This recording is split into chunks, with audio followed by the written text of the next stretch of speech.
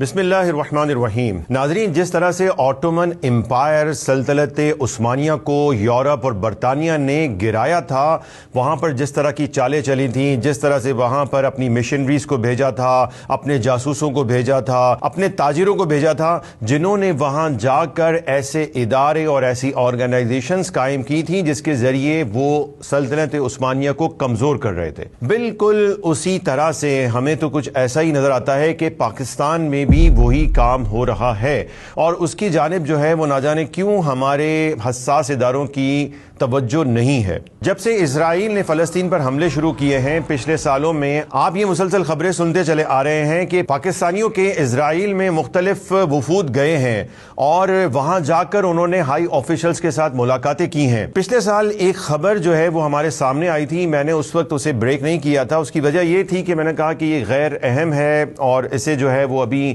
چلا کر جو ہے وہ شاید کوئی پینک کریٹ ہو سکتا ہے، لیکن ابھی یہ علینا علی کی جو پچھلے دنوں ایک خبر چلی کہ وہ ایک اور وفد لے کر دوبارہ گئی ہیں، اور یہ مسلسل یہ وفد جو ہے وہ جا رہے ہیں، تو پھر میں نے سوچا کہ چلیں ابھی ایک اور نیوز بھی جو آئی کہ امریکن جوئش کانگریس نے کہا کہ پاکستان نے اپنے بیانیے کو تبدیل کیا ہے اور ابراہیم اکارڈ کے مطابق کچھ وہ کرنے جا رہے ہیں۔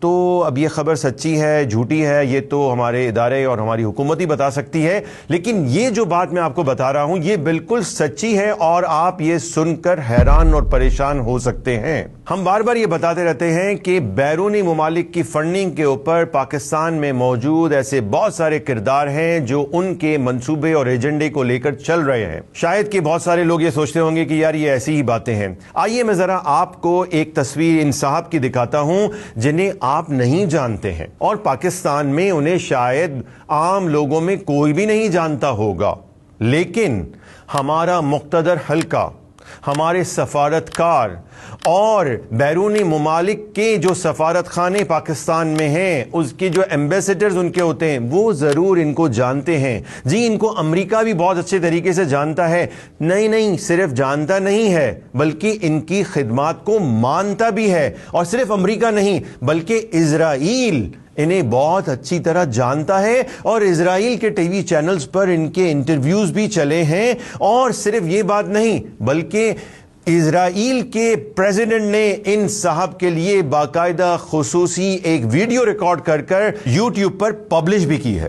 Pir Musaddiq Shah, I would like to thank you personally. یہ ہیں امریکہ اور اسرائیل کے پسندیدہ صوفی پیر، نام ہے ان کا مدثر شاہ، سجادہ نشین ہے۔ اتفاق یہ ہے کہ ان صاحب کا تعلق بھی اسی مقام سے ہے جہاں سے اس فواد چودھری کا تعلق تھا جسے جہاد کے فتوے نے بڑا پریشان کر دیا تھا۔ جی ہاں، ان صاحب کا تعلق بھی اسی شہر سے ہے جہاں کا رہنے والا ایک انجینئر یوٹیوب کے اوپر اسرائیل کے آئرن ڈوم کو حافظ اللہ تعالی کہتا ہے، اور وہ یہ مطالبہ کرتا ہے کہ غزہ کے تمام لوگ غزہ چھوڑ کر دوسرے ممالک چلے جائیں۔ حضرت آئرن ڈوم سسٹم حافظہ اللہ تعالیٰ کی برکت سے آپ کو نئی زندگی مبارک۔ یہ ہیں وہ پاکستانی پیر جن کے لباس کو آپ ذرا دیکھیں، پاپ سے اور جو ربیز ہوتے ہیں ان سے ملتا جلتا آپ کو نظر نہیں آتا؟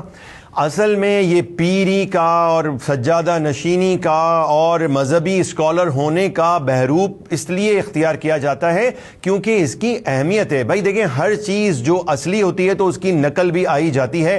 ان صاحب کا بھی کام یہی ہے، اور یہ ایک صوفی کونسل، جعلی صوفی کونسل بنا کے اس کے چیئرمین بنے ہیں۔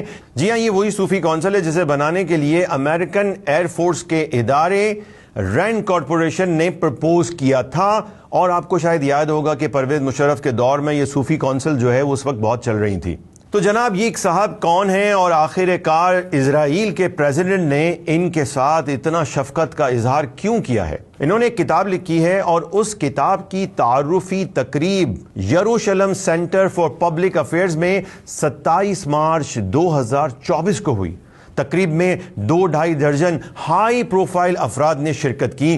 کتاب کے لکھاری سمیت کچھ مہمانوں نے ورچوئل بھی شرکت کی تھی، اور اسرائیل کے صدر اسحاق ہرزوگ کا ایک ریکارڈڈ پیغام اس تقریب میں سنایا گیا اور اسے بعد میں یوٹیوب پر نشر کیا گیا۔ واضح رہے کہ یہ اس وقت ہو رہا تھا جب کہ اسرائیل مستقل فلسطین میں غزہ پر اپنے حملے کر رہا تھا اور وہاں پر مسلمانوں کے بچوں کو شہید کر رہا تھا۔ یعنی اس جنگ میں اسرائیل کے پریزیڈنٹ کے لیے یہ جعلی صوفی پیر کتنا زیادہ امپورٹنٹ تھا کہ اس کے لیے باقاعدہ ایک تقریر ریکارڈ کر کے شائع کی گئی، پبلش کی گئی۔ اسرائیلی صدر نے اپنی تقریر میں حماس کے 7 اکتوبر کے حملے کی شدید الفاظ میں مذمت کرنے پر ان جعلی پیر صاحب سید مدثر شاہ کا شکریہ ادا کیا۔ Pir Musaddar Shah, I would like to thank you personally for your strong condemnation of Hamas's barbaric and un-Islamic attack. Thank you.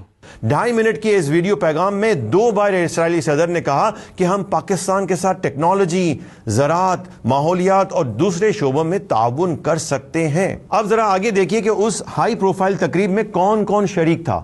Republican American صدر ڈونلڈ ٹرمپ اور بش جونیئر کے مڈل ایسٹ ایڈوائزر اس تقریب میں شریک ہوئے۔ 2-2.5 درجن افراد کی یہ مختصر تقریب میں ہائی پروفائل شرکا کا اندازہ اسی سے آپ لگا سکتے ہیں کہ مائیکل ڈرون نے زوم کے ذریعے اس میں شرکت کی۔ Pir Syed Mudassir Shah highlights the impact that Jewish communities have had on Pakistani culture, how they harmoniously merged with a tolerant Muslim population. یہ صدر بش کے دور میں امریکن وزارت دفاع میں پبلک ڈپلومیسی کے لیے ڈپٹی اسسٹنٹ سیکرٹری رہے ہیں۔ یہ centre for peace and security Middle East کے ڈائریکٹر بھی رہ چکے ہیں۔ جیسن ڈی گرین یہ ٹرمپ کے چیف لیگل آفیسر بھی رہے ہیں۔ ٹرمپ کے دور صدارت میں یہ اسرائیل کے لیے صدر ٹرمپ کے مشیر بھی تھے۔ اور سنیے ذرا، انڈین سفارت خانے کے ایک نمائندے نے بھی اس تقریب میں شرکت کی۔ I'm very thankful, and especially to the Jerusalem Center for Public Advocacy, its all team members, family members who are there to celebrate this book. And thank you. پیر مدثر شاہ کے سوشل میڈیا سے بھی اندازہ ہوتا ہے کہ پاکستان اور دنیا بھر میں بھی ان کے ہائی پروفائل تعلقات ہیں جن سے وہ مستفید ہوتے رہتے ہیں۔ اب آپ خود ہی اندازہ لگا سکتے ہیں کہ یہ شخص اسرائیل کے لیے، امریکہ کے لیے، بھارت کے لیے کتنا اہم ہے۔ یہ کون سی سروسز پاکستان میں انہیں فراہم کر رہا ہوگا۔ آپ نے یوٹیوب پر ہماری ویڈیوز امریکہ کے پسندیدہ مسلمان نہیں دیکھی تو لازمی ملاحظہ فرمائیں تاکہ آپ کو اندازہ ہو کہ پاکستان میں کس طرح سے بین الاقوامی ایجنسیاں کام کر رہی ہیں۔ ناظرین، جو صورتحال چل رہی ہے اس میں پاکستانیوں کے وفود کا مستقل اسرائیل کا وزٹ کرنا تقریباً 4 بار کی تو ہمیں رپورٹ ہوئی ہے۔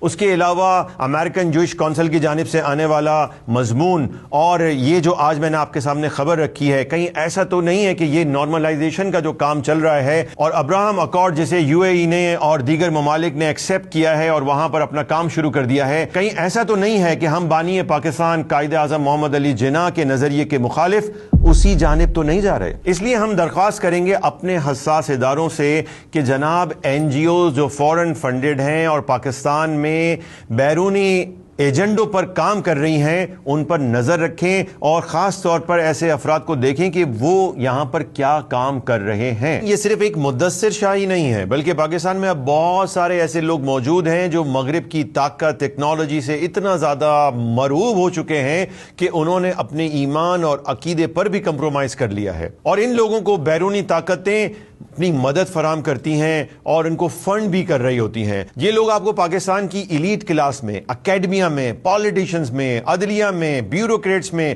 میڈیا انڈسٹری میں، ہر جگہ پر نظر آئیں گے، اور ساتھ ہی یہ مذہبی لبادے میں بھی، اسلامک اسکالرز کے روپ میں بھی نظر آئیں گے۔ تو ان سے کبھی بھی دھوکہ مت کھائیں۔